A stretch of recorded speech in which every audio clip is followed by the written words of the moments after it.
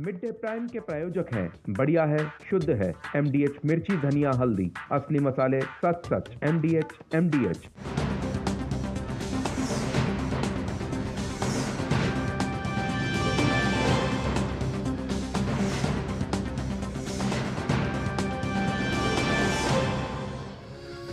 नमस्कार, स्वागत है आप सभी का डीडी न्यूज पर। आप देख रहे हैं मिड डे प्राइम। मैं हूं रमा त्यागी। अगले 1 घंटे में हम बात करेंगे देश भर की बड़ी खबरों की, बताएंगे दुनिया भर में कौन कौन सी खबरों पर है सबकी नजर, क्या चल रहा है खेल और अर्थ जगत में, और कुछ झलके फिल्म, कला और संस्कृति के क्षेत्र से भी। लेकिन सबसे पहले बड़ी खबरें। गृह मंत्री अमित शाह का गुजरात दौरा, कचरे से ऊर्जा बनाने के राज्य के सबसे बड़े संयंत्र का किया उद्घाटन। 1000 मीट्रिक टन कचरे से हर दिन बनेगी 15 मेगावाट बिजली।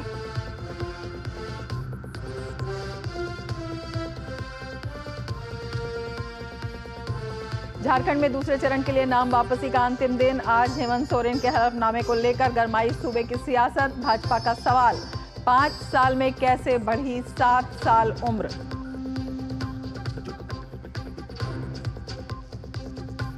कांग्रेस अध्यक्ष मल्लिकार्जुन खड़गे अपनी ही पार्टी पर बरसे, कहा जो वादे पूरे न किए जा सके उन्हें गारंटी कार्ड में न करें शामिल। वादे पूरे करने के लिए संसाधनों का होना जरूरी।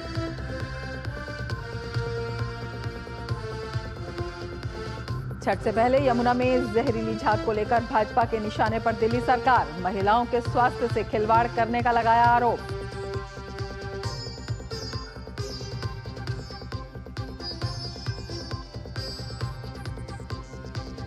कर्नाटक भाजपा विधायक बसंत गौड़ा पाटिल ने पीएम को पत्र लिखा, वक्फ संपत्तियों का राष्ट्रीयकरण करने पर विचार करने का किया आग्रह। केंद्रीय मंत्री प्रहलाद जोशी ने कर्नाटक में वक्फ बोर्ड के मनमाने रवैये को लेकर सरकार को घेरा। और अब विस्तार से समाचार। झारखंड विधानसभा चुनाव के दूसरे चरण के लिए नाम वापसी का आज आखिरी दिन है। इस चरण के लिए 634 उम्मीदवारों ने नामांकन भरा है। नामांकन वापसी के बाद अंतिम रूप से प्रत्याशी की सूची जारी कर दी जाएगी। दूसरे और अंतिम चरण में होने वाले मतदान में शामिल होने के लिए प्रत्याशियों के द्वारा दाखिल नामांकन में सर्वाधिक नॉमिनेशन धनवार और बोकारो सीट पर हुआ है, जहां 27 प्रत्याशियों ने पर्चा दाखिल किया है। दूसरे चरण में 38 सीटों पर 20 नवंबर को मतदान होगा, जबकि पहले चरण के लिए 13 नवंबर को 43 निर्वाचन क्षेत्रों में मतदान होगा। वोटों की गिनती 23 नवंबर को होगी। और झारखंड में हेमंत सोरेन की उम्र को लेकर सियासी बवाल उफान पर है। विधानसभा चुनाव के लिए मुख्यमंत्री हेमंत सोरेन बरहेट सीट से चुनावी मैदान में है। नामांकन के समय हेमंत ने जो हलफनामा दाखिल किया था, उसके मुताबिक उनकी उम्र 5 साल के अंतराल में ही 7 साल बढ़ गई है। 2019 में हेमंत के नामांकन पत्र में उनकी उम्र 42 बताई गई थी, लेकिन इस साल नामांकन पत्र में उनकी उम्र 49 साल बताई गई है। अब उनकी उम्र पर विवाद हो गया है और भाजपा ने इसे लेकर सवाल उठाया है। जेएमएम का मतलब ही बन चुका है झोल, मुस्लिम अपीजमेंट, माफिया। अब इस झोल वाली सरकार ने, जिसने अनेकों भ्रष्टाचार के नए नए पैमाने स्थापित किए हैं, अब एफिडेविट में भी घोटाला कर रही है, एफिडेविट में भी करप्शन है। मिस्टर हेमंत सोरेन 5 वर्षों में 7 वर्ष उनकी उम्र बढ़ गई है। 2019 में उन्होंने अपने हलफनामे में एज बताई 42 और 2024 आते आते मतलब 5 वर्षों के बाद उनकी एज हो गई 49। मतलब 5 साल में 7 साल बढ़ गए उनके। अब देखिए यहाँ पर कितना झोल है। इसी प्रकार से करप्शन का झोल, घोटाले का झोल भी इन्होंने भरपूर किया है। एफिडेविट में कई सारी और भी चीजें मिसिंग है। महाराष्ट्र विधानसभा चुनाव में 288 सीटों के लिए दाखिल किए गए 7,994 नामांकन पत्रों में से 921 नामांकन विभिन्न गलतियों की वजह से रद्द कर दिए गए हैं, जबकि 7,073 नामांकन वैध घोषित किए गए हैं। ये जानकारी मुख्य चुनाव अधिकारी ने दी है। महाराष्ट्र में नामांकन दाखिल करने की अंतिम तारीख 29 अक्टूबर थी। नामांकन वापस लेने की अंतिम तारीख 4 नवंबर है।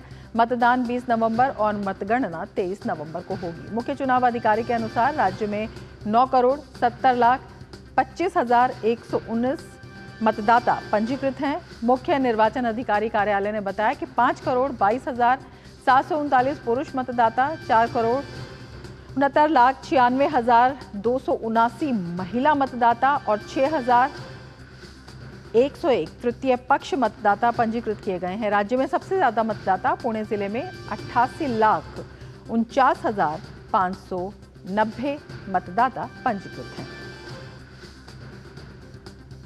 मुंबई बीजेपी अध्यक्ष आशीष शेलार ने लोकसभा में विपक्ष के नेता राहुल गांधी की आगामी महाराष्ट्र यात्रा को लेकर उन पर हमला बोला है। शेलार ने आरक्षण पर राहुल की विवादित टिप्पणियों के लिए माफी मांगने को कहा है। राहुल गांधी जी चैत्य भूमि जाकर परम पूज्य भारत रत्न डॉक्टर बाबा साहेब आम्बेडकर जी से नाक रगड़कर वहां पर माफी मांगी। आरक्षण स्क्रैप करने की बात उन्होंने की है, तो आरक्षण स्क्रैप करने का अधिकार उनको दिया किसने है? ये कांग्रेस के आकाओं ने आरक्षण नहीं दिया है। ये आरक्षण परम पूज्य भारत रत्न डॉक्टर बाबा साहेब आम्बेडकर जी के संविधान ने दिया है, और संविधान के चलते इस आरक्षण को मैं स्क्रैप कर दूंगा, ये अधिकार राहुल गांधी जी को किसने दिया? और इसके लिए वो अगर मुंबई या महाराष्ट्र में आ रहे हैं, हम उनको सवाल खड़ा करेंगे, उनसे सवाल का जवाब मांगेंगे। आप बाबा साहेब आम्बेडकर जी के संविधान के विरोध में और आरक्षण के विरोध में आपका बयान क्यों है? आप माफी मांगे महाराष्ट्र से। कांग्रेस की भूमिका क्या है राहुल गांधी जी बताएं महाराष्ट्र में आकर, और उद्धव ठाकरे जी उनको सवाल पूछे। तो सियासी लड़ाई जो है अब रफ्तार पकड़ रही है। हमारे दो संवाददाता हमारे साथ जुड़े हुए हैं। कुमार आलोक जमशेदपुर झारखंड से हमारे साथ जुड़े हुए हैं, और योगेश शीतल नासिक महाराष्ट्र से हमारे साथ जुड़ेंगे। लेकिन सबसे पहले कुमार आलोक के पास हम चलते हैं। कुमार आलोक, अगर चुनावों की बात करें झारखंड में, तो तमाम जो है बयानबाजी का सिलसिला लगातार जारी है। तमाम स्टेटमेंट्स आ रहे हैं। जो विभिन्न दोनों गठबंधन हैं जो आमने सामने की लड़ाई में हैं, वो भी एक दूसरे को घेरने की पूरी कोशिश कर रहे हैं। ऐसे में हेमंत सोरेन किस तरह से उम्र के विवाद में घिरते हुए नजर आते हैं? जी, भारतीय जनता पार्टी और खासकर एनडीए ने ये आरोप लगाया है कि जो उन्होंने जो नामांकन पत्र दाखिल किया है उसमें काफ़ी त्रुटियां हैं, और अपने उम्र को उन्होंने छिपाया है, अपनी डिग्री को भी उन्होंने गलत उन्होंने पेश किया है। तो ये शिकायत उन लोगों ने, भारतीय जनता पार्टी और एनडीए कह रही है कि इसकी शिकायत हम चुनाव आयोग से करेंगे। तो ये आरोप प्रत्यारोप का दौर यहाँ पर जारी है, और उधर से महागठबंधन भी तमाम तरह के आरोप और प्रत्यारोप लगा रहे हैं। लेकिन हम जहाँ पे हैं रमा, यहाँ पे कोल्हान एरिया बोला जाता है, बहुत ही पॉलिटिकली बहुत ही सेंसिटिव है, और आप समझ सकते हैं कि टाटा की नगरी है, टाटा की जेआरडी टाटा के द्वारा बसाई हुई ये नगरी है, और यहाँ पर आपको बंगाली कल्चर आपको बहुत देखने को मिलेगा। कल जब हम शाम में जब लक्ष्मी पूजा में घूम रहे थे, तो जगह जगह पर काली पूजा भी आयोजित की जा रही थी। लेकिन पॉलिटिकली आप अगर देखें इस क्षेत्र को, हम जहाँ पे खड़े हैं ये जमशेदपुर वेस्ट का इलाका है, और जमशेदपुर वेस्ट में पिछली बार की अगर हम बात करें तो यहाँ से रघुवर दास जो उस समय मुख्यमंत्री थे, और उनके खिलाफ उन्हीं के दोस्त यानी भारतीय जनता पार्टी के सीनियर नेता सरयू राय निर्दलीय खड़ा हो गए, उनके खिलाफ बगावत उन्होंने कर दी, और रघुवर दास को उन्होंने हरा दिया। एज ए चीफ मिनिस्टर होते हुए वो भी हार गए। इस बार सरयू राय एक बार फिर अपने एनडीए में वापस आ गए हैं, और इस बार वेस्ट से नहीं लड़कर जमशेदपुर ईस्ट से लड़ रहे हैं। जमशेदपुर ईस्ट में वहां पर बन्ना गुप्ता हैं, स्वास्थ्य मंत्री हैं राज्य के, और उनके खिलाफ उन्होंने ताल ठोका है। और जमशेदपुर वेस्ट की जो सीट है, यहां से रघुवर दास की पुत्रवधू उर्मिला साहू चुनाव लड़ रही है, और उनके खिलाफ भी कांग्रेस के बहुत बड़े स्टालवर्ड्स, कभी जमशेदपुर में एसपी हुआ करते थे जब झारखंड जब बना था, तो उस समय झारखंड बनने से पहले जमशेदपुर के एसपी हुआ करते थे, आईपीएस थे अजय कुमार, जो काफी लोकप्रिय हुए थे, बाद में वो सांसद भी बने थे जमशेदपुर से। इस बार उर्मिला साहू के खिलाफ अजय कुमार को उतारा है कांग्रेस ने। तो ये जमशेदपुर वेस्ट की बात हुई। अब हम सरायकेला की अगर बात करें, सरायकेला ठीक यहाँ से 30 किलोमीटर दूर है जमशेदपुर शहर से। तो सरायकेला में भी स्टालवर्ड्स खड़े हैं। चंपई सोरेन वहां से 6 बार विधायक रह चुके हैं, लेकिन 6 बार वो विधायक रहे। जी कुमार आलोक, आप पूरी इक्वेशन बता रहे हैं, काफ़ी दिलचस्प है, लेकिन हम अपने दर्शकों को बता दें, हम सीधे आपको ले चलते हैं भाजपा की प्रेस कॉन्फ्रेंस में। खरगे साहब को बहुत ज्ञान आ गया है, कांग्रेस के सम्माननीय राष्ट्रीय अध्यक्ष को, और उस ज्ञान में उन्होंने बहुत महत्वपूर्ण चीजों को स्वीकार कर लिया है। उन्होंने कहा है कि वही गारंटी अनाउंस करिए जिसके लिए बजट हो, जिसके लिए फिनेंशियल प्रबंधन हो। Make announcement only for those items for which you have got budgetary provisions, for which you have got financial availability. तो सुबह सुबह हम लोगों ने सुना तो हम लोग का एंटीना भी खुल गया।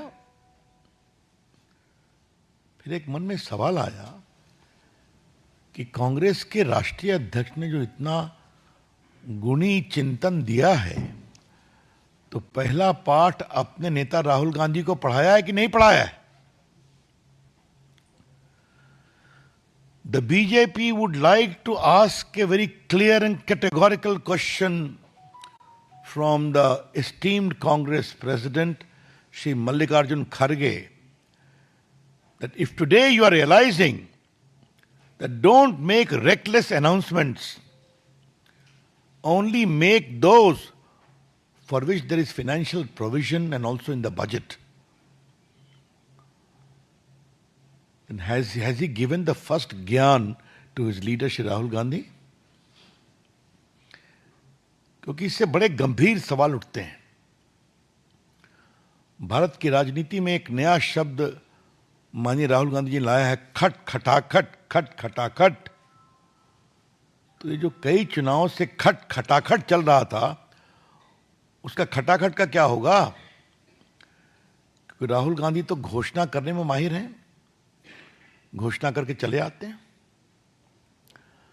आज मैं बीजेपी के राष्ट्रीय मंच से इस बात को कहना चाहूंगा, राहुल गांधी ने हिमाचल में क्या क्या घोषणा की थी, हम ये कर देंगे, हम वो कर देंगे। और ये इसलिए कि मुख्यमंत्री कह रहे हैं मंत्रियों से, विधायकों से, भैया तनख्वाह जरा लेना बंद करो। अब ये कह रहे हैं कि सबसे, ये देश की राजनीति में इससे बड़ा कोई शर्मनाक प्रयास नहीं हो सकता कि टॉयलेट पर भी टैक्स लगाने की बात चल रही थी। याद है आपको? जब हम तो उनको वापस लेना पड़ा। क्या हाल है कर्नाटका का? मैं कर्नाटका पर काफी बोलना, मैं आऊंगा अभी। क्या हाल है तेलंगाना का?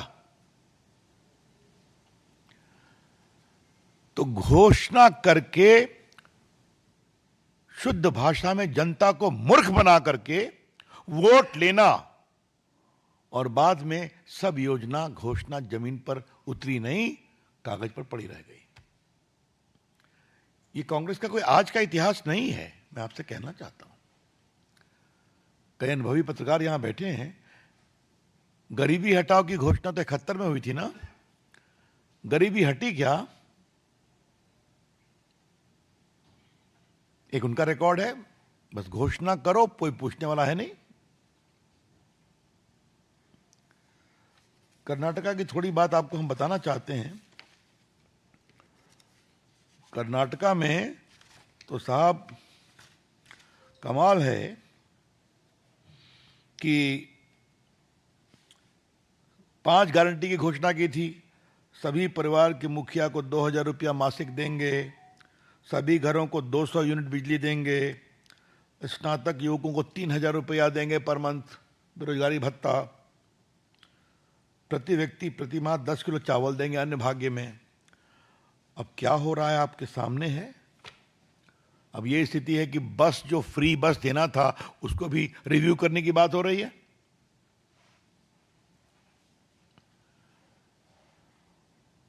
और आज हम बहुत गर्व से कहना चाहते हैं, अगर हमने 11 करोड़ किसानों को साल में 6-6 हजार रुपया देने का वादा किया, तो पीएम बटन दबाते हैं, उनके अकाउंट में जाता है। अगर हम 80 करोड़ लोगों को 5 किलो गेहूं चावल देते हैं तो पहुंचता है। अगर हमने कहा डिजिटल इंडिया, तो डिजिटल इंडिया जमीन पे आया। अगर हमने कहा डिजिटल पेमेंट, इन्हीं सब प्रयासों, अगर मुद्रा योजना की बात की तो मुद्रा जमीन पे आया। इसी कारण से कई रिपोर्टों में आया कि भारत में गरीबी इतना कम हुई है। तो हम जो कहते हैं वो करके जमीन पर उतारते हैं।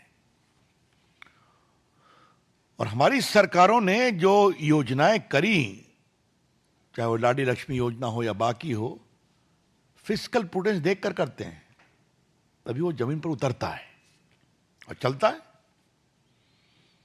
खट खटाखट नहीं होता। खरगे साहब, जो आपको इस उम्र में ये ज्ञान आया, तो इस ज्ञान के लिए आपका अभिनंदन। आप केंद्रीय मंत्री रहे हैं, प्रदेश रहे हैं,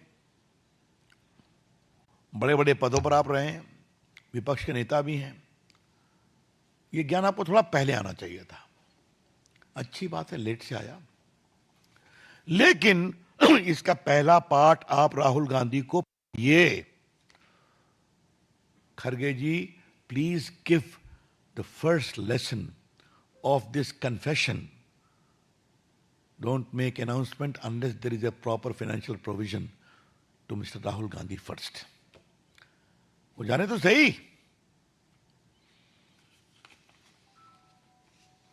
आज कांग्रेस पार्टी ने अपने अध्यक्ष के माध्यम से पहली बार स्वीकार किया है कि कांग्रेस के द्वारा जो होता रहा है वो जनता की आंखों में धूल झोंकने की बात रही है।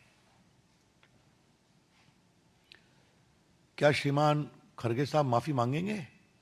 जो तेलंगाना में हो रहा है, जो कर्नाटका में हो रहा है, जो हिमाचल प्रदेश में हो रहा है,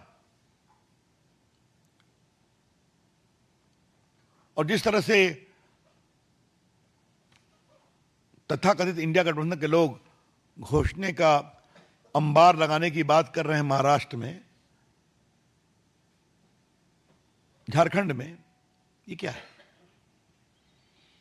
वहां भी वही होगा, जनता की आंखों में धूल झोंकने की बात होगी।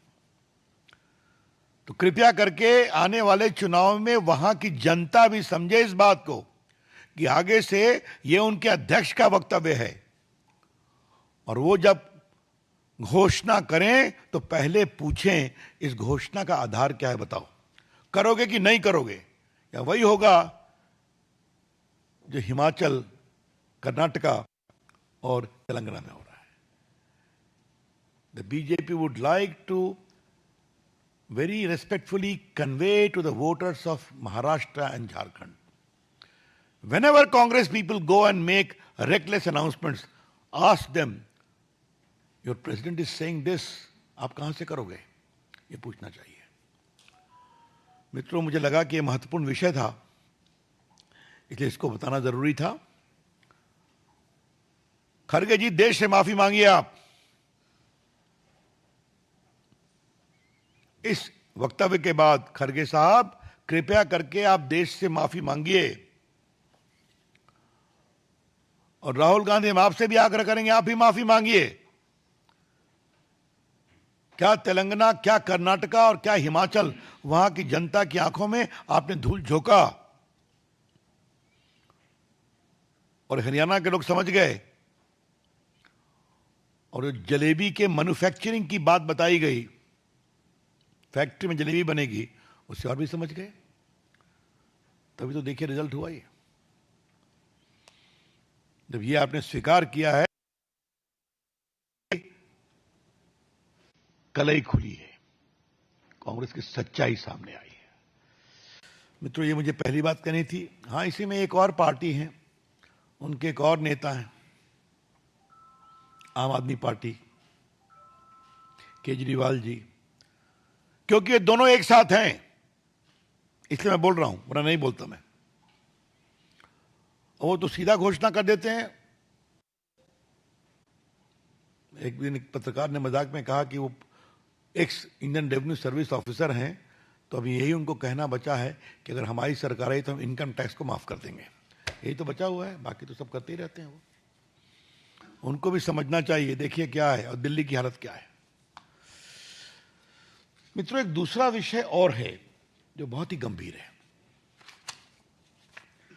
हमने बार बार कहा था कि वक्फ की संपत्ति के नाम पर किसानों की संपत्ति लूटी जा रही है। ये हमने बहुत जिम्मेदारी से कहा था।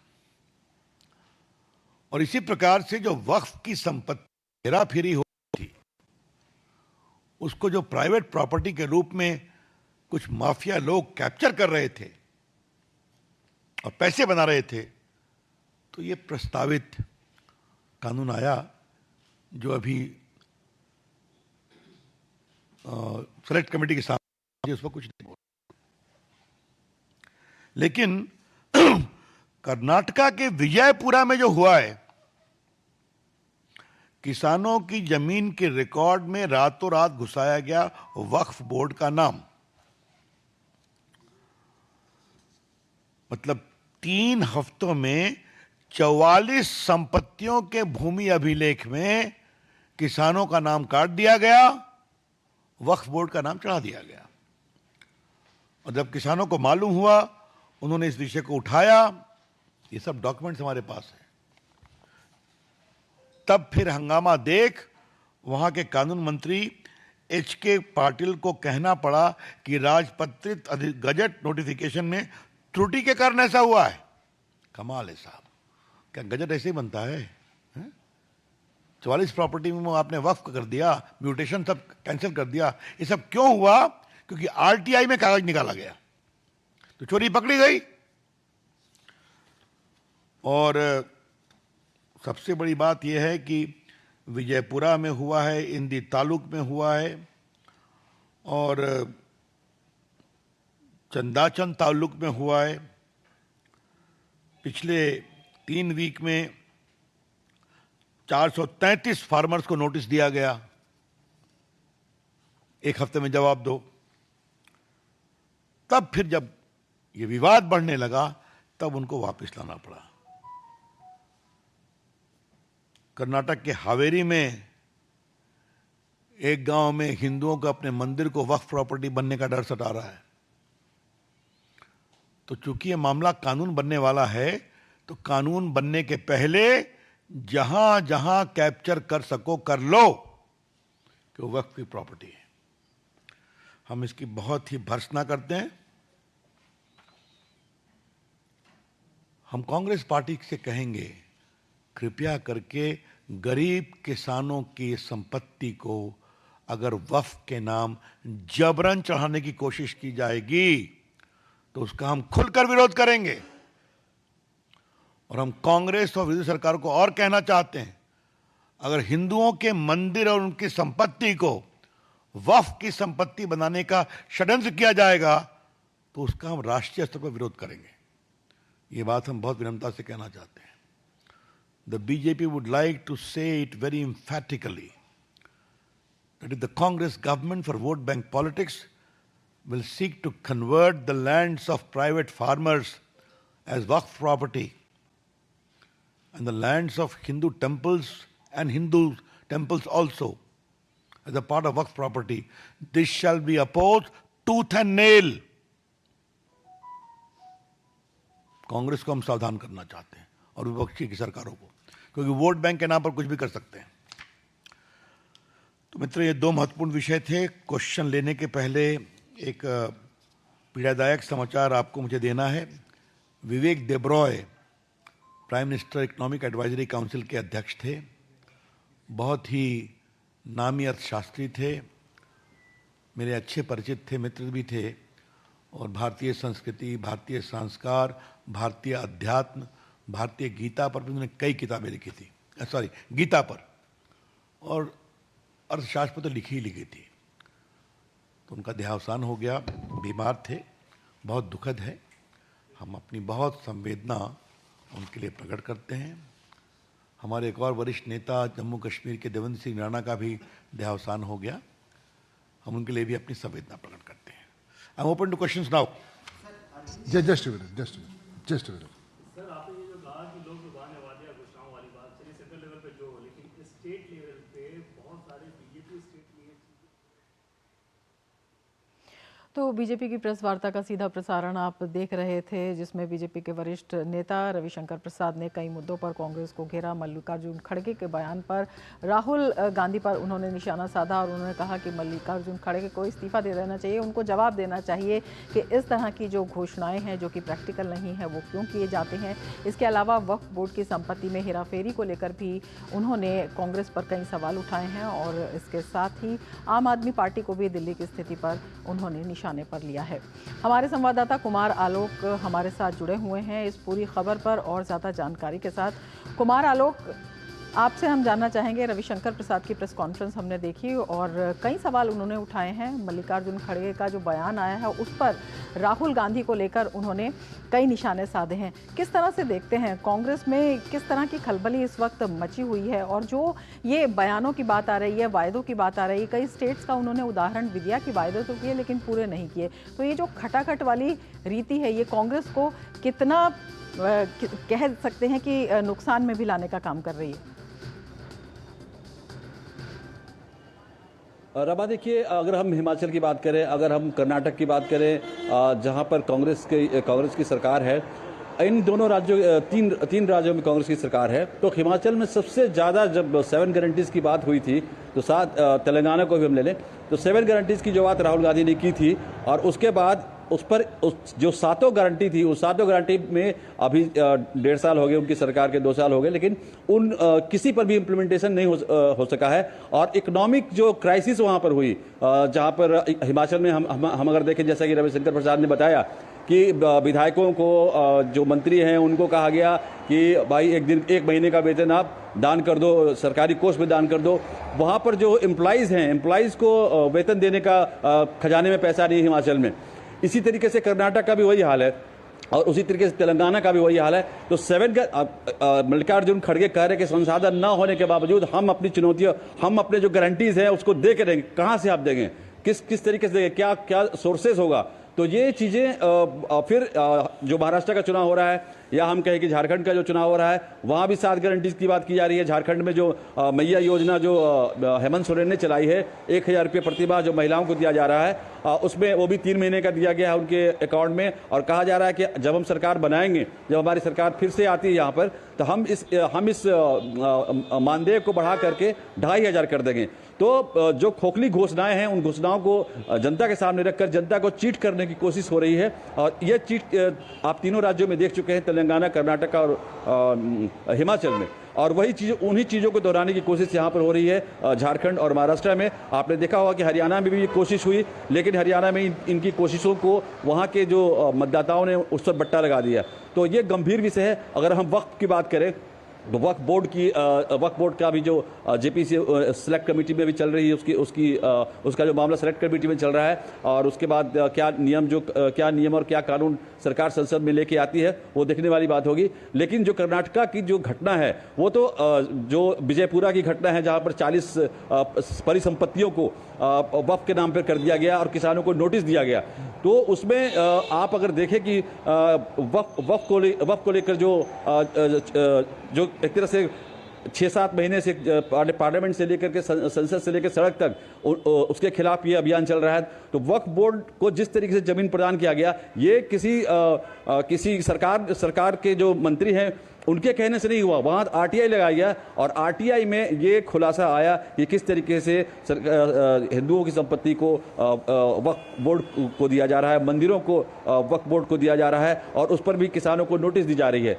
तो ये गंभीर विषय है और इस गंभीर विषय पर केंद्र सरकार भी एक्शन लेगी, ऐसा माना जा रहा है। लेकिन ये अगर हम सच्चर कमेटी की रिपोर्ट को अगर आप देखें, तो वक्फ की जो संपत्तियां हैं पूरे देश में, पूरे हिंदुस्तान में जो संपत्तियां हैं, उससे सच्चर कमेटी की रिपोर्ट करे, मैं नहीं कर रहा हूं, तो उसमें कह रहा है कि जो उस संपत्ति से वक्फ बोर्ड को जो दान आना चाहिए, यानी इनकम आना चाहिए, उसका, यानी कि अगर हम 100 रुपये दान आना चाहिए तो 3 रुपया दिखला रही है वक्फ बोर्ड की जो कमेटी है। तो वक्फ बोर्ड के अंदर जो भ्रष्टाचार है, उसको लेकर के भी सरकार इस नए कानून में प्रावधान लेकर के आई है कि इस भ्रष्टाचार को कैसे रोका जाए। तो ये अपने आप में चिंता वाली विषय है और देखना होगा कि आगे आने वाले दिनों में जब ये सेलेक्ट कमेटी से पास होकर के जब संसद में जाती है वक्फ बोर्ड वाली बिल, तब सरकार का और विपक्ष का क्या रवैया रहता है। बिल्कुल, कई गंभीर जो है इस तरह के मामले भी सामने आए हैं। अगर हम राजनीति की भी बात करते हैं, महाराष्ट्र की आपने बात की, कुमार आलोक, महाराष्ट्र के जो बीजेपी अध्यक्ष हैं,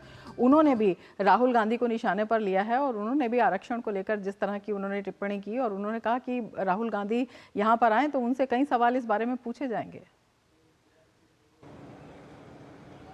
जी, आरक्षण को लेकर के राहुल गांधी का विवादित बयान था कि आरक्षण को समाप्त कर दिया जाएगा। आरक्षण, और उन्होंने जब बवाल हुआ, बहुत ज़्यादा बवाल हुआ कि राहुल गांधी ने आरक्षण पर कैसे ये इस तरह का स्टेटमेंट दिया, तो उन्होंने अंबेडकर के स्टेटमेंट का हवाला दिया जब उन्होंने संसद में रखा था एज ए लॉ मिनिस्टर। तो राहुल गांधी और कांग्रेस का कहना है कि बाबा साहब अंबेडकर ने कहा था कि जब समाज में जब बराबरी हो जाएगी, यानी कोई ऊंच नीच का भेद नहीं रह पाएगा, तब आरक्षण को समाप्त किया जा सकता है। तो ये ऐसा उन्होंने नहीं कहा कि जो भीमराव अंबेडकर जी ने जो कहा था उसके उलट उन्होंने कहा कि आरक्षण को समाप्त किया जाना चाहिए। अब कैसे किया जाना चाहिए, क्यों किया जाना चाहिए, इसका आधार क्या है, इसका बेस क्या है, इसको उन्होंने परिभाषित नहीं किया। और इसी परिभाषित ना करने की वजह से ही मीडिया से लेकर तमाम राजनीतिक दल, तमाम जो विपक्षी दल है, उन पर अटैकिंग है। बिल्कुल, यही आपसे जानना चाहेंगे, यही समझना चाहेंगे, क्योंकि लगातार आप कांग्रेस भी कवर कर रहे हैं। कांग्रेस में जिस तरह की चाहे जो धरातल पर ना उतरने वाले जो वायदे हैं उनकी बात आती है, या इस तरह की बयानबाजी आती है, उसके बाद जो मल्लिकार्जुन खड़गे की टिप्पणी आती है, इसके ऊपर लगता है कि जब नीति की बात होती है या फिर जब इस तरह की रणनीति की बात होती है तो बहुत कुछ जो है सोच समझकर नहीं किया जाता है, या बहुत कुछ जो वरिष्ठ लोग हैं उनको भी विश्वास में नहीं लिया जाता है, क्योंकि पहले भी कांग्रेस के वरिष्ठ नेता इस तरह की शिकायत कर चुके हैं। रामा जी, देखिए, ऐसा है कि हरियाणा का जो चुनाव बहुत बड़ा सेटबैक था कांग्रेस के लिए। जिस कांग्रेस ने कहा कि हम 60 से लेकर 62 सीट लेके आ रहे हैं, दूसरी तरफ मीडिया के जो ओपिनियन पोल थे, एग्जिट पोल थे, सबों ने एक तरह से कहा कि कांग्रेस की सरकार वहां प्रचंड बहुमत से आ रही है। और जिस तरीके से कोलैप्स वहां पर हुआ, कांग्रेस जिस तरीके से बुरी तरह से हारी वहां पर, तब राज्य की कमेटियों पर, यानी राज्य के नेताओं पर इसकी गाज गिराना शुरू किया जो शीर्ष नेतृत्व है। तो हुड्डा के चलते हार गए, शैलजा के साथ उनकी खटपट थी।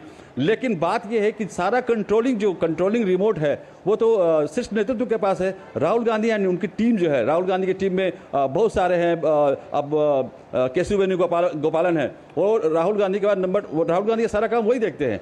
और एक और बहुत ही इंटरेस्टिंग चीज़ है कि वहाँ के जो उनके एक कमांडो रहे थे, एसपीजी के कमांडो रहे थे, वो भी उसी कोर टीम के सदस्य हैं। और आपको पता होगा कि एक सीट की मैं बात कर रहा हूँ, बल्लभगढ़ सीट की बात कर रहा हूँ। बल्लभगढ़ सीट में शारदा राठौर पूर्व विधायक रह चुकी थी और वो जमीन से जुड़ी हुई नेता थी, लेकिन ऐन वक्त पर उनको टिकट काटा गया। उनको टिकट स्टेट कांग्रेस ने नहीं काटा था, उनका टिकट काटा गया क्योंकि केशव वेणुगोपालन की करीबी महिला जो है रीता शर्मा, वहां से उनको टिकट दिया गया जिनका कोई बेस नहीं था, और उसमें उनको मात्र 8,000 वोट आया। और जो शारदा राठौर है उन्होंने 41,000 वोट आया एज ए इंडिपेंडेंट। तो ये कह देना कि ये स्टेट कांग्रेस जिम्मेवार है हरियाणा में हार के लिए, नहीं। आपका जो पूरा उनकी जो मंडली है, राहुल गांधी की मंडली, जो ये तय करती है। अब केशव वेणुगोपालन हिंदी पट्टी में कैसे इतने, उनको हिंदी तो आती नहीं है, फिर हरियाणा की पॉलिटिक्स वो कैसे डील कर रहे हैं। तो ये कांग्रेस के अंदर जो उनकी शीर्ष नेतृत्व है। आपसे ये भी समझना चाहेंगे, यही वजह है कि जो इंडी गठबंधन है, विभिन्न राज्यों में जब चुनाव होते हैं तो कांग्रेस कहीं ना कहीं वहां पर अलग थलग नजर आती है, या सीटों के बंटवारे की बात हो या फिर पावर शेयरिंग की बात हो। अभी हाल में ही में जो चुनाव हुए हैं या जहां पर होने वाले हैं, वहां पर भी ये रस्साकशी जो है खास तौर पर दिखाई दे रही है। देखिए, मैं आपको बता रहा हूं कि इंडी गठबंधन के जो अन्य दल हैं, कांग्रेस के अलावा इतर दल हैं, उनका यह कहना है कि कांग्रेस जहां मजबूत स्थिति में रहती है वहां पर, ऐसे तो इंडिया गठबंधन का राग वो अलापती है, लेकिन जहां पर वो मजबूत स्थिति में रहती है, अपने आप को समझती है मजबूत स्थिति में हम हैं, वहां पर उसको इंडी गठबंधन नजर नहीं आता है। आप मध्य प्रदेश की बात कर लें, मध्य प्रदेश में सपा मांग रही थी, जो सीमावर्ती उत्तर प्रदेश और मध्य प्रदेश से लगे सीटें थी, 4-5 सीटें मांग रही थी। उस समय कमलनाथ ने क्या कहा था, अपना जो एरोगेंसी उनका था, उन्होंने क्या कहा था, कौन अखिलेश कौन बखलेश। आखिरकार कांग्रेस अकेले लड़ी और बुरी तरह हारी वहां पर भी। इसी तरीके से आप देखें हरियाणा में भी यही हुआ, आम आदमी पार्टी के साथ हो रहा था कि आम आदमी पार्टी को दिया जाएगा टिकट, सपा को भी सीटें दी जाएगी, लेकिन हुड्डा का या शीर्ष नेतृत्व कहें या वहां के जो शैलजा थी, जो भी राज्य का जो नेतृत्व था, इतना चरम उनका घमंड था या इतना चरम उनका एरोगेंस था कि उन्होंने समझौता नहीं किया और आखिरकार कांग्रेस वहां भी उनका लुटिया डूबा। तो इंडी गठबंधन के लोग, जो अन्य दल के लोग हैं, चाहे वो झारखंड मुक्ति मोर्चा हो, चाहे वो आम आदमी पार्टी हो, चाहे आरजेडी हो, चाहे सपा हो, तो इनका कहना है, हालांकि प्रेस में ये बयान नहीं दे रहे हैं, लेकिन इनके नेताओं से जब हमारी बात होती है तो ये कहती है कि कांग्रेस जहां जहां मजबूत होती है वहां उसको इंडी गठबंधन नजर नहीं आता है, और जहां जहां कांग्रेस कमजोर होती है वहां पर वो इंडी गठबंधन की बात करती है। झारखंड में कांग्रेस कमजोर है, बिहार में कांग्रेस कमजोर है, समाजवादी पार्टी जहां पर उत्तर प्रदेश में है वहां पर कांग्रेस का नामो निशान नहीं है, तो वहां पर उनको इंडी गठबंधन चाहिए। लेकिन अपने राज्य, राजस्थान हो, चाहे मध्य प्रदेश हो, चाहे छत्तीसगढ़ हो, चाहे हरियाणा हो, वहां उनको इंडी गठबंधन की जरूरत नहीं है। आप देखें कि झारखंड में यहां पर विधानसभा चुनाव हो रहा है, कांग्रेस यहां पर चुनाव लड़ रही है, झारखंड मुक्ति मोर्चा, आरजेडी और सीपीआई एमएल के साथ मिलकर। तो फिर छतरपुर और विश्रामपुर सीट पर दो ऐसी सीटें हैं जहां पर आरजेडी की सीट थी लेकिन कांग्रेस ने अपना उम्मीदवार दिया है, वहां पर अब उसको फ्रेंडली फाइटिंग कह रही है कि फ्रेंडली फाइट है। तो एक तरह से इंडी गठबंधन कहने के लिए इंडी गठबंधन है, लेकिन इनके अंदर भी काफी पेशोपेश है, और ये पेशोपेश तब निकल के आती है जब वो चुनाव हारते हैं। बहुत शुक्रिया कुमार आलोक तमाम जानकारी के लिए। और मिड डे प्राइम में अब लेते हैं एक ब्रेक, आप देखते रहिए डीडी न्यूज। कभी नाच गाना और बेहतरीन खाना, कभी सास बहू की नोकझोंक में स्वाद का मुस्कुराना, कभी रिश्तों में मुस्कुराहट और स्वाद भरना। असली मसालों का उपहार MDH बनाए खास हर त्योहार, क्योंकि हर रिश्ता है स्वाद से जुड़ा। आइए मनाए खुशियों की दीपावली MDH मसालों वाली। बात जब पीढ़ियों के लिए बनने वाले घर की हो तो जिम्मेदारी बड़ी हो जाती है। गैलेंट समझता है ये जिम्मेदारी। अब डबल M रिब्स के साथ गैलेंट एडवांस TMT रीबार, निर्माण का रियल हीरो। ब्रेक के बाद फिर से आपका स्वागत है। कर्नाटक के भाजपा विधायक बसनगौड़ा पाटिल ने प्रधानमंत्री नरेंद्र मोदी को पत्र लिखा। पत्र में उन्होंने लिखा है कि मैं विनम्रता पूर्वक आपके माननीय कार्यालय से अनुरोध करता हूं कि निष्पक्ष प्रशासन सुनिश्चित करने और आगे अन्याय को रोकने के लिए वक्फ संपत्तियों का राष्ट्रीयकरण करने पर विचार करें। मौजूदा कानूनों द्वारा सशक्त वक्फ बोर्ड कथित तौर पर व्यक्तियों, किसानों और लंबे समय से चली आ रही धार्मिक संस्थाओं जिनमें वक्फ से संबद्ध नहीं है, उनके स्वामित्व वाली संपत्तियों पर अतिक्रमण हो रहा है। तो ये पत्र लिखा है बीजेपी विधायक बसनगौड़ा आर पाटिल के पीएम मोदी को लिखे पत्र पर कर्नाटक के उप मुख्यमंत्री DK शिवकुमार ने भाजपा नेता के बयान को गलत करार दिया है।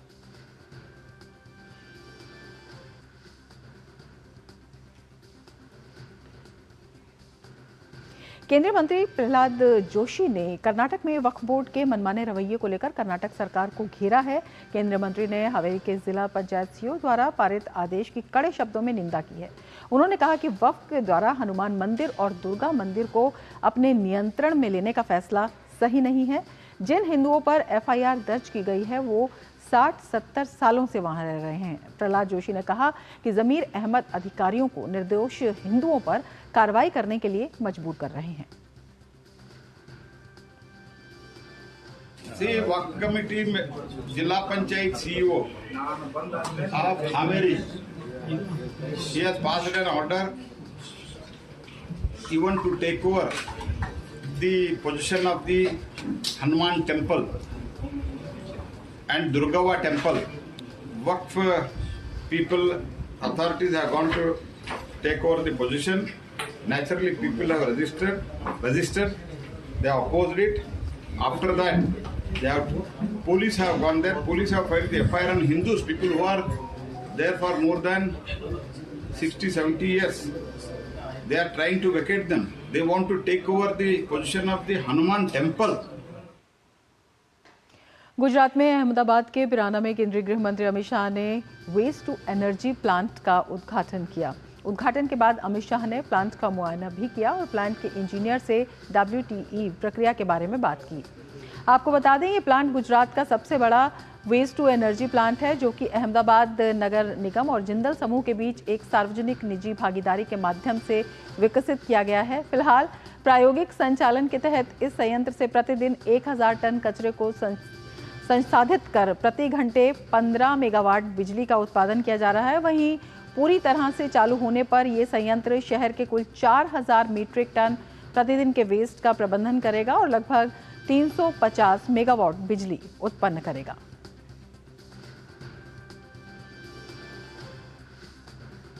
दिल्ली में आज सुबह होते ही हर जगह सिर्फ प्रदूषण की धुंध दिखाई दी। अगर कोई इंसान सांस का मरीज है तो वो घर से बाहर ही ना निकले, क्योंकि उसको सांस लेने में दिक्कत हो सकती है।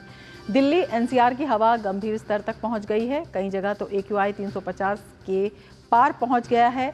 आज सुबह दिल्ली के आनंद विहार का हाल सबसे खराब रहा, जहां AQI 395 दर्ज किया गया। वहीं अशोक विहार में AQI 384, अलीपुर में 350 और बुरारी क्रॉसिंग में 394 दर्ज किया गया। तो लगातार प्रदूषण बढ़ता जा रहा है और AQI कई जगहों पर 395 के पार पहुंच चुका है, जो अपने आप में काफ़ी गंभीर अलर्ट है।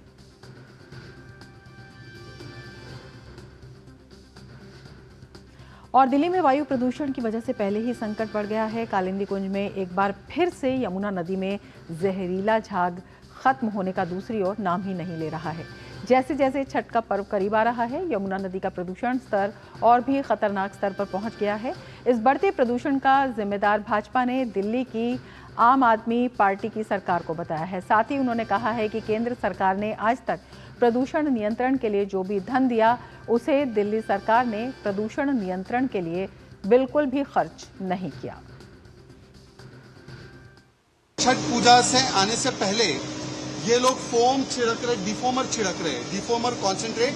ये ब्लू डब्बे में आपको डिफोमर कॉन्सेंट्रेट दिख रहा है, ये छिड़क रहे हैं। और ये डिफोमर कॉन्सेंट्रेट से ऊपर से सतही रूप से तो ये साफ हो जाएगी, ऊपर से कॉस्मेटिकली साफ हो जाएगी, पर पानी प्रदूषित ही रहेगा, पॉइजन्स रहेगा, उल्टा और पॉइजन्स होगा। ये बोट के माध्यम से भी फोम हटाने जा रहे हैं। क्या इससे पानी साफ होने वाला है? 2025 में ये इतनी साफ होगी कि मैं डिप करूंगा, मैं सिप करूंगा, मैं डुबकी लगाऊंगा। ये सब वादे केजरीवाल ने किए थे। भाई वीरेंद्र सचदेवा जी ने एक डुबकी मारी, 4 दिन बीमार हो गए। अब छठ पूजा आने वाली है।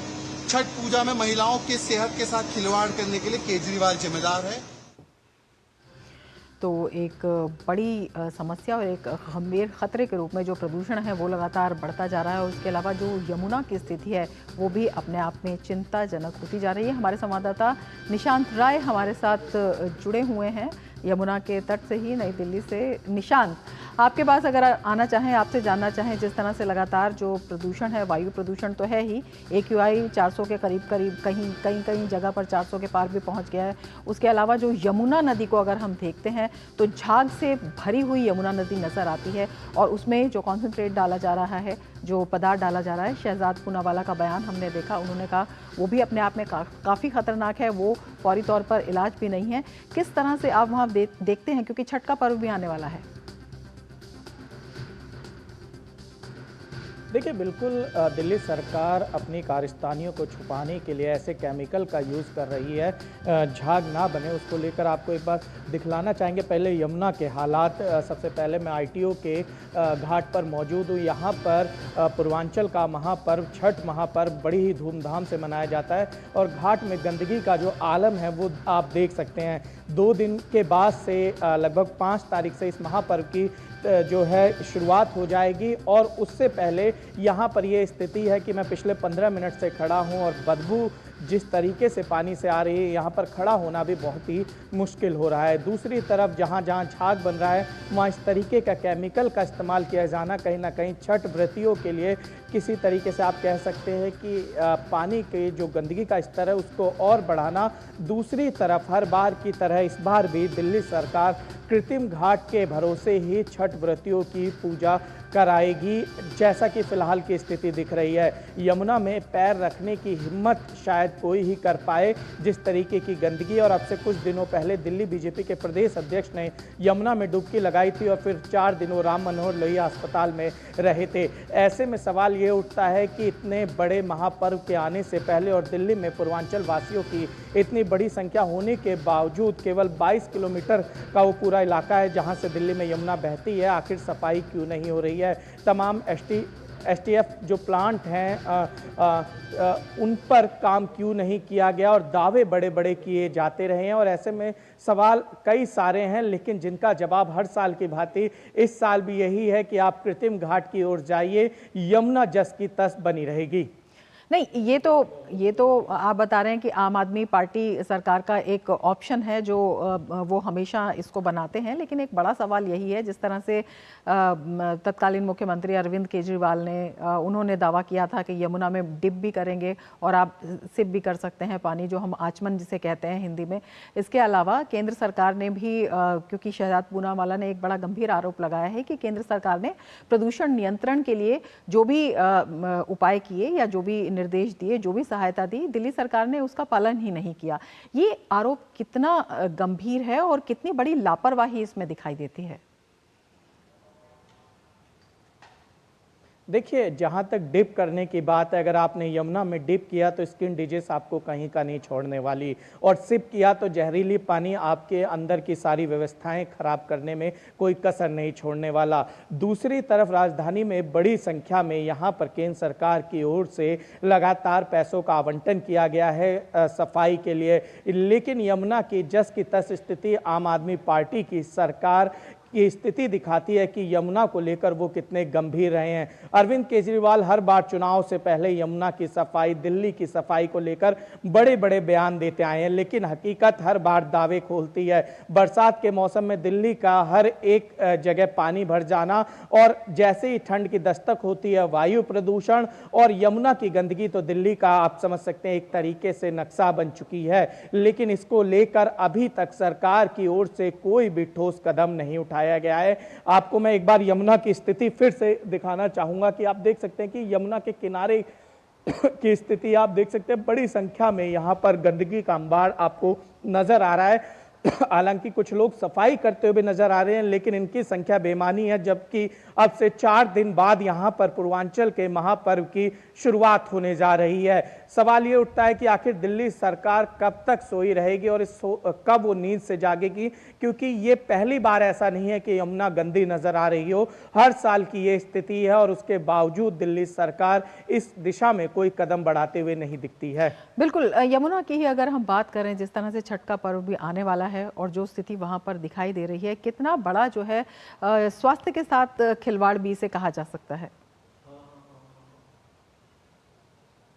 देखिए, जो महिलाएं कृत्रिम घाट में अपना भगवान सूर्य को अर्घ्य देंगी उनके लिए दिक्कत नहीं है, लेकिन जो महिलाएं यमुना के किनारे आएंगी, मैंने पहले ही कहा कि चर्म रोग होने की पूरी संभावना है। पानी में आर्सेनिक की मात्रा हद से ज़्यादा है, जिसके चलते जो झाग है वो हमें नज़र आती है। इसके अलावा अगर बात की जाए तो जिस तरीके से दिल्ली बीजेपी प्रदेश अध्यक्ष के हालात हुए थे, और ऐसे में महिलाओं को पहले शाम को और फिर अगले दिन सुबह अर्घ देने आना होता है, तो स्वास्थ्य से खिलवाड़ नजर आ रहा है। और ऐसे में अगर पानी की ठीक साफ सफाई नहीं की गई और यहाँ पर व्यवस्था नहीं बनाएगी तो स्थितियां बेहद गंभीर हो सकती हैं।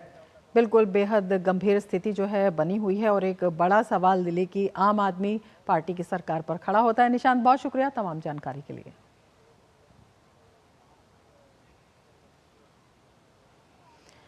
आगे बढ़ेंगे। आज से यात्री केवल 60 दिन पूर्व ट्रेन टिकट की बुकिंग कर सकेंगे, क्योंकि भारतीय रेलवे ने IRCTC के माध्यम से नए बुकिंग नियम लागू किए हैं। ये बदलाव पहले की 120 दिनों की बुकिंग अवधि को कम कर रहा है, जिससे यात्रियों के लिए अपनी यात्रा की योजना बनाना आवश्यक हो गया है। नया नियम बुकिंग प्रक्रिया को सरल और अधिक प्रभावी बनाने के लिए है। हालांकि जो यात्री पहले से टिकट बुक कर चुके हैं उन पर यह बदलाव लागू नहीं होगा। यात्रियों को सलाह दी जाती है कि वे इस नए नियम के बारे में जानकारी रखें, ताकि किसी भी अंतिम क्षण की परेशानी से बच सकें और अपनी यात्रा का अनुभव सुगम बना सकें। यात्री अपने भविष्य की यात्रा योजना के अनुसार IRCTC ऐप या वेबसाइट पर खुद टिकट बुक कर सकते हैं। आप रेलवे स्टेशन पर रिजर्वेशन काउंटर पर जाकर संबंध रूट की ट्रेन का टिकट ले सकते हैं। आगे बढ़ते हैं। जाने माने अर्थशास्त्री और लेखक विवेक देबरॉय का आज सुबह निधन हो गया। विवेक प्रधानमंत्री की आर्थिक सलाहकार परिषद के अध्यक्ष भी थे। विवेक देबरॉय 69 साल के थे। मेघालय के शिलोंग में जन्मे विवेक देबरॉय ने कोलकाता के प्रेसिडेंसी कॉलेज से इकोनॉमिक्स में ग्रेजुएशन की डिग्री हासिल की थी। देबरॉय ने इकोनॉमिक्स में ही मास्टर्स किया और आगे की पढ़ाई के लिए उन्होंने यूनिवर्सिटी ऑफ कैम्ब्रिज से उन्होंने आगे की पढ़ाई की। राष्ट्रपति द्रौपदी मुर्मू ने डॉक्टर विवेक देबरॉय के निधन पर शोक जताते हुए उनके परिजनों के प्रति संवेदना व्यक्त की। अपने सोशल मीडिया हैंडल एक्स पर पोस्ट साझा करते हुए राष्ट्रपति ने लिखा, डॉक्टर विवेक देबरॉय के निधन से देश ने एक प्रतिष्ठित सार्वजनिक बुद्धिजीवी को खो दिया है, जिसने नीति निर्माण से लेकर हमारे महान ग्रंथों के अनुवाद तक विविध क्षेत्रों को समृद्ध किया। भारत के सामाजिक, सांस्कृतिक और आर्थिक परिदृश्य के बारे में उनकी समझ असाधारण थी। उनके असाधारण योगदान के लिए उन्हें पद्मश्री से सम्मानित किया गया। मैं उनके परिवार, दोस्तों और प्रशंसकों के प्रति अपनी संवेदना व्यक्त करती हूँ। डॉक्टर विवेक देबरॉय के निधन पर प्रधानमंत्री नरेंद्र मोदी ने अपने सोशल मीडिया हैंडल एक्स पर पोस्ट साझा किया। उन्होंने लिखा, डॉक्टर विवेक देबरॉय जी एक महान विद्वान थे जो अर्थशास्त्र, इतिहास, संस्कृति, राजनीति, आध्यात्मिकता और अन्य विविध क्षेत्रों में पारंगत थे। अपने कार्यों से उन्होंने भारत के बौद्धिक परिदृश्य पर एक अमिट छाप छोड़ी। सार्वजनिक नीति में अपने योगदान के अलावा उन्हें भारत के प्राचीन ग्रंथों पर काम करने और युवाओं के लिए उन्हें सुलभ बनाने में आनंद आता था। आगे बढ़ेंगे। इसरो ने एक बार फिर देश को बड़ी सौगात देते हुए एक बड़े मिशन की शुरुआत की है। जी हां, इस बार इसरो लद्दाख के लेह में पहले एनालॉग स्पेस मिशन की शुरुआत करेगा। बताया गया है कि ये mission human space flight centre, AAK space studio, university of Ladakh, IIT Bombay के सहयोगात्मक प्रयास और लद्दाख स्वायत्त पहाड़ी विकास परिषद के समर्थन से शुरू हुआ है।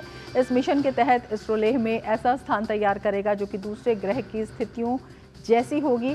इसके जरिए इसरो पृथ्वी से दूर जगहों पर बेस स्टेशन में आने वाली चुनौतियों से निपटने की तैयारियां परखेगा। आपको बताते हैं, दरअसल एनालॉग मिशन होता क्या है। इसरो ने लेह में जो पहला एनालॉग मिशन शुरू किया है वो अपने आप में एक बड़ा प्रयोग है। अंतरिक्ष की भाषा में एनालॉग मिशन किसी असली मिशन की नकल की तरह है। इसके तहत वैज्ञानिक कुछ ऐसी जगह चुनते हैं जो कि अंतरिक्ष या किसी आकाशीय पिंड के वातावरण और माहौल जैसा हो। इन जगहों को बाद में तय मानकों के अनुसार तैयार किया जाता है ताकि ऐसी ही जगहों पर अंतरिक्ष यात्रियों या अन्य आकाशीय पिंडों पर जाने वालों की ट्रेनिंग कराई जा सके।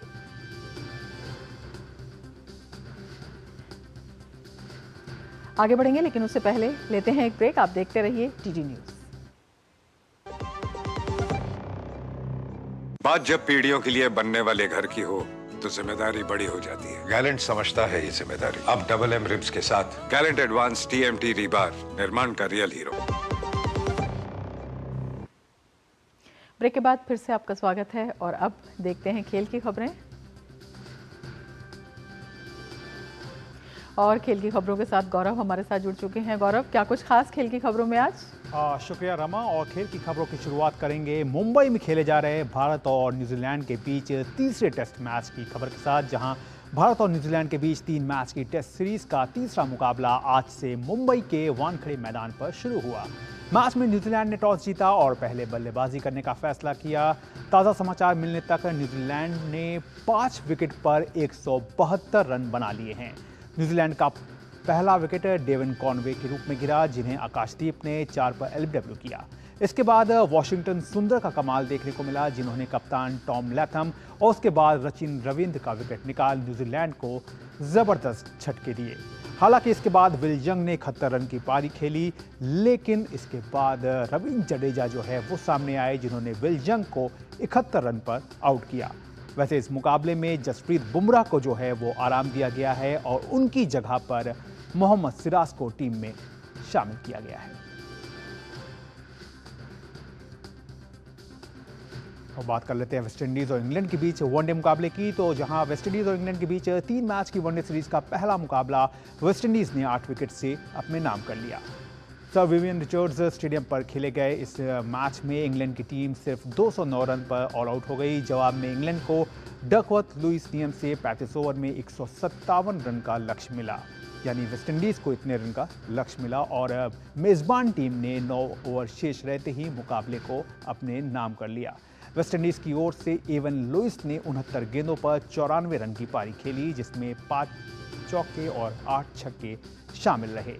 मैच में जिस वक्त बारिश आई उस वक्त वेस्टइंडीज़ का स्कोर 81 रन था। लुईस 48 गेंद पर 51 रन बनाकर नाबाद थे। जब खेल दोबारा शुरू हुआ तो लुइस ने खुलकर बैटिंग की और अगली 21 गेंदों पर 43 रन बनाकर उन्होंने वेस्टइंडीज की जीत तय कर दी। क्रिकेट के बाद अब बात कर लेते हैं बैडमिंटन की, जहां जर्मनी में हालो ओपन बैडमिंटन टूर्नामेंट में सभी भारतीय खिलाड़ी मालविका बंसोड, आयुष शेट्टी, सतीश कुमार करुणाकरण और रक्षिताश्री क्वार्टर फाइनल में पहुंच गए हैं। मालविका ने महिला सिंगल्स राउंड में एरिना अमाली एंडरसन को हराया। अब क्वार्टर फाइनल में उनका सामना वियतनाम की थ्यू लिन ग्युएन से होगा। वहीं रक्षिताश्री ने महिला सिंगल्स राउंड में स्कॉटलैंड की क्रिस्टी गिलमर को हराया। क्वार्टर फाइनल में अब उनका सामना डेनमार्क की जूली डावल जैकबसन से होगा। पुरुष सिंगल्स में आयुष शेट्टी ने इटली के गियोर्मी टोटी को मात दी। क्वार्टर फाइनल में अब उनका मुकाबला फिनलैंड के कैले कोलोजेन से होगा। और बैडमिंटन के बाद अब बात कर लेते हैं टेनिस की, जहां विश्व नंबर 2 स्पेन के कार्लोस अल्कराज पेरिस मास्टर्स से बाहर हो गए हैं। अल्कराज को प्रतियोगिता से बाहर का रास्ता दिखाया ह्यूगो हम्बर्ट ने। फ्रांसीसी खिलाड़ी ने मुकाबले को 6-1, 3-6, 7-5 से अपने नाम किया। हम्बर्ट की अल्कराज के खिलाफ ये पहली जीत रही। वहीं बुल्गारिया के ग्रिगोर दिमित्रोव ने पेरिस मास्टर्स के क्वार्टर फाइनल में जगह बना ली है। दिमित्रोव ने अंतिम 16 के मुकाबले में फ्रांस के आर्थर रिंडोनेच को 6-2, 4-6 और 7-6 से शिकस्त दी। इस जीत के साथ ही दिमित्रोव ने एटीपी फाइनल्स के लिए क्वालिफाई करने की अपनी उम्मीदों को भी बरकरार रखा है। क्वार्टर फाइनल में अब दिमित्रोव का सामना कारिन खाचनोव से होगा।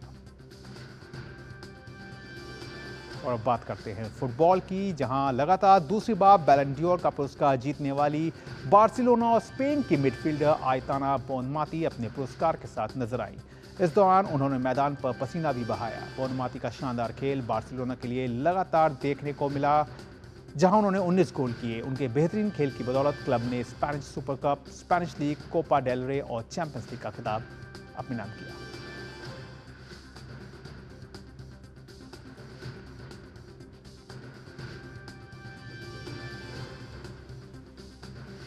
रोमा, ये थी खेल जगत से जुड़ी हुई तमाम बड़ी खबरें, लेकिन वापस एक बार फिर से आपके पास।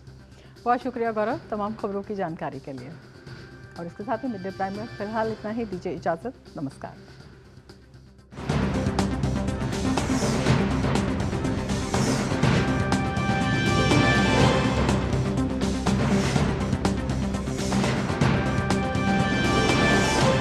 मिड डे प्राइम के प्रायोजक थे बढ़िया है, शुद्ध है, MDH मिर्ची, धनिया, हल्दी, असली मसाले, सच। MDH